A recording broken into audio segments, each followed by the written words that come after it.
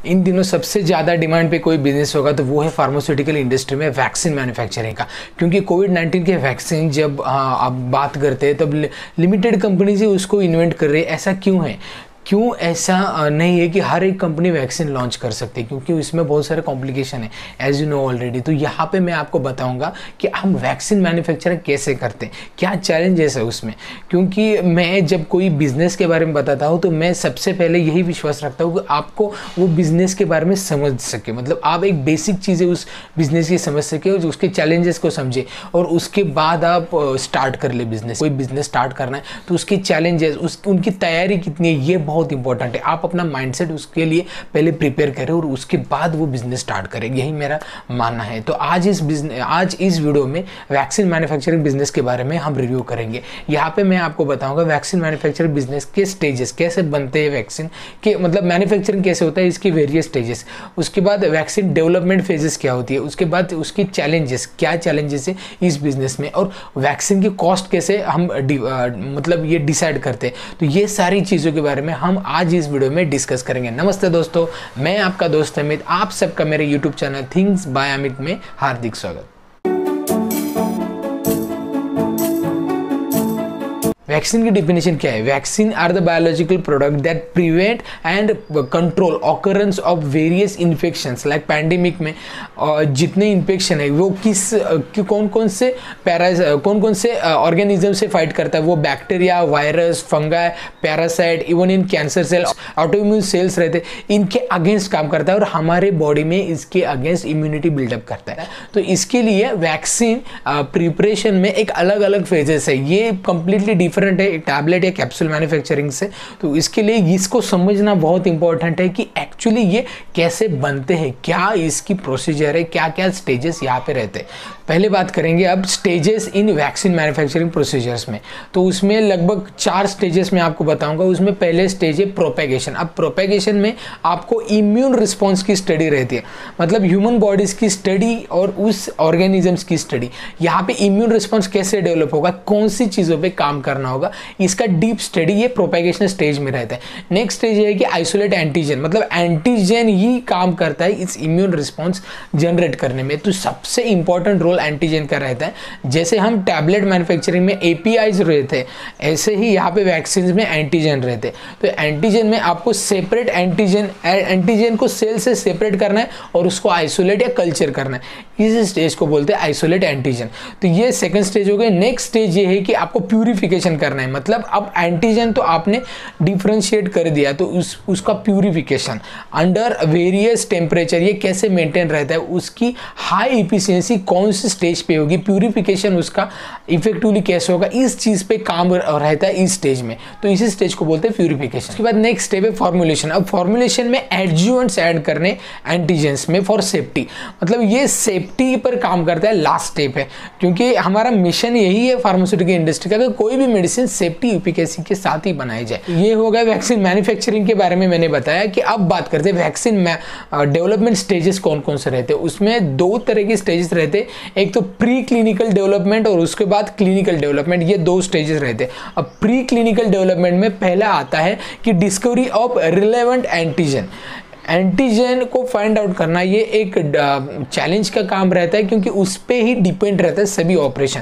तो इसमें डिस्कवरी पहली बात है। नेक्स्ट स्टेप ये है कि evaluation of vaccine safety in vitro and in vivo analysis, दोनों जगह पे इसका एनालिसिस करना जरूरी है इफिशिएंसी के लिए, सेफ्टी के लिए। नेक्स्ट है वैक्सीन कंसेप्ट डिजाइन, ये कैसे डिजाइन होगा, इसका कंसेप्ट पूरा, मतलब एक मैप रोड यहाँ पे बनाना पड़ता है। नेक्स्ट है कि manufacturing of vaccine to GMP standards, मतलब गुड मैन्युफैक्चरिंग प्रैक्टिस के स्टैंडर्ड के अंतर्गत जितने पैरामीटर्स दे उससे ही ये लगभग 100% यहाँ पे मैच होना चाहिए। As per the law, as per the rule manufacture होना बहुत ही ज़रूरी है।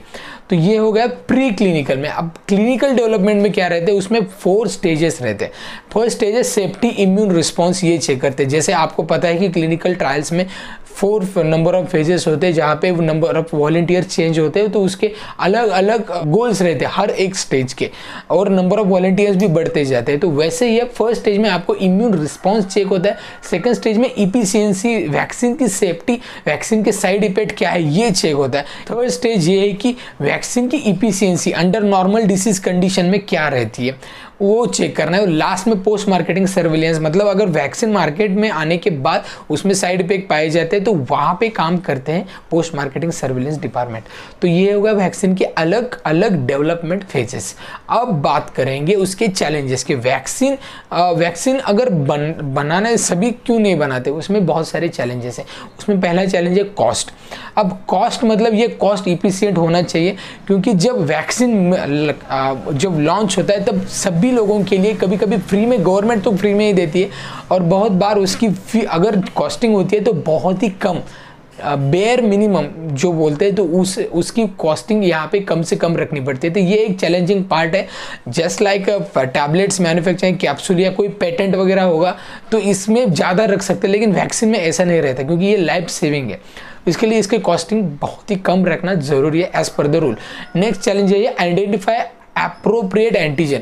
अब एंटीजन फाइंड आउट करना मैंने पहले ही बोला है बहुत ही इंपॉर्टेंट है, और क्योंकि इनएप्रोप्रिएट एंटीजन हो गया कि वो इम्यून रिस्पॉन्स डेवलप अच्छे से नहीं करता और उसके रिजल्ट अच्छे नहीं आते, एडवर्स इवेंट होने के चांसेस ज़्यादा रहते। तो ये एक चैलेंज है। नेक्स्ट चैलेंज है कि एडजुवेंट सिलेक्शन, ये भी इंपॉर्टेंट है क्योंकि ये सेफ्टी डिटरमाइन करता है। इसके लिए ये सिलेक्शन करने में आपको बहुत सारे पैरामीटर ध्यान में रखने पड़ते हैं। नेक्स्ट है कि एक्सेप्टेड डिलीवरी सिस्टम, मतलब आप मैन्युफैक्चरिंग कर ले वैक्सीन, लेकिन हर एक एरिया में कैसे पहुंचेगा इसका भी आपको सप्लाई चेन बोलते हैं उसको, तो वो जरूरी है आपको पहले ही फाइंड आउट करना कि किस तरह से ऑपरेशन रहेगा। नेक्स्ट है रेगुलेटरी अप्रूवल। अब ये भी एक डिमांडिंग और चैलेंजिंग पार्ट है, क्योंकि रेगुलेटरी अप्रूवल हर वैक्सीन के थोड़े से डिफिकल्ट होते हैं एज लाइक टैबलेट और capsule like any other formulation. Next challenge है कि टेक्निकल एंड मैन्युफैक्चरिंग बैरियर, मतलब जैसे मैंने सीरम के बारे में बताया वो एडवांस टेक्नोलॉजी यूज करता है, तो यही आपको यहाँ पे भी यूज करना है। New facility manufacturing equipment. Next है कि कॉम्प्लेक्स मैन्युफैक्चरिंग प्रोसेस। मैन्युफैक्चरिंग की प्रोसेस बहुत ही कॉम्प्लेक्स है, तो ये आपको ध्यान में रख के करना है। हर एक स्टेप में सेफ्टी बहुत ही इंपॉर्टेंट रहती है। 1% की भी आपको यहाँ पे एरर बिल्कुल नहीं करना है, तो इसकी वजह से ये कॉम्प्लेक्स प्रोसीजर से जाना पड़ता है। और स्किल्ड लेबर्स, बहुत ही स्किल लेबर्स रखने ज़रूरी है, क्योंकि स्किल लेबर्स अगर रखेंगे तो आपके ऑपरेशन भी इजीली हो पाएगी और प्रोडक्शन ज़्यादा से ज़्यादा हो जाएगा। तो ये हो गए चैलेंजेस के बारे में। अब बात करते हैं कॉस्टिंग कैसे डिसाइड करते हैं कोई भी वैक्सीन की। पहला फैक्टर ये है कि रॉ मटेरियल की costing of raw material. Second है analytics of labour cost, labour की कॉस्टिंग कितनी है हर एक वैक्सीन मैन्युफैक्चरिंग करने में। कॉस्टिंग ऑफ वैक्सीन मैन्युफैक्चरिंग की डायरेक्ट कॉस्टिंग कितनी है।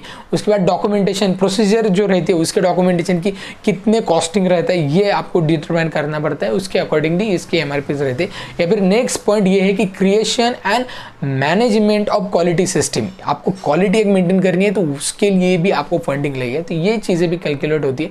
प्रोडक्शन प्लानिंग कैसे रहता है इसके बारे में, वेयर हाउस का डिस्ट्रीब्यूशन कैसे रहेगा, इन्वेंट्री मैनेजमेंट आपकी कैसे रहेगी, क्वालिटी कंट्रोल प्लान क्या रहे आपका प्लानिंग, तो वो आपको कंसिडर करना है। तो ये सारे फैक्टर आपको कंसिडर करने के बाद उसकी कॉस्टिंग डिसाइड होती है, तो वो भी आपको बेयर मिनिमम रखनी है। तो ये चैलेंजेस है वैक्सीन मैन्युफैक्चरिंग में।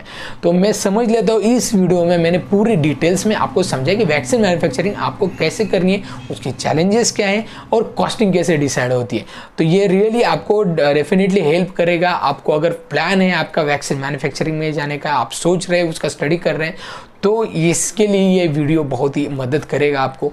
ये वीडियो अगर अच्छा लगता है, कंटेंट अच्छा लगता है, इन्फॉर्मेटिव लगता है, तो वीडियो को लाइक ज़रूर कीजिए, चैनल को सब्सक्राइब करना बिल्कुल मत भूलिए और ढेर सारे लोगों तक ये वीडियो शेयर कीजिए। तो इस वीडियो में इतना ही, मिलते हैं नेक्स्ट वीडियो में, तब तक बी हेल्दी बी हैप्पी।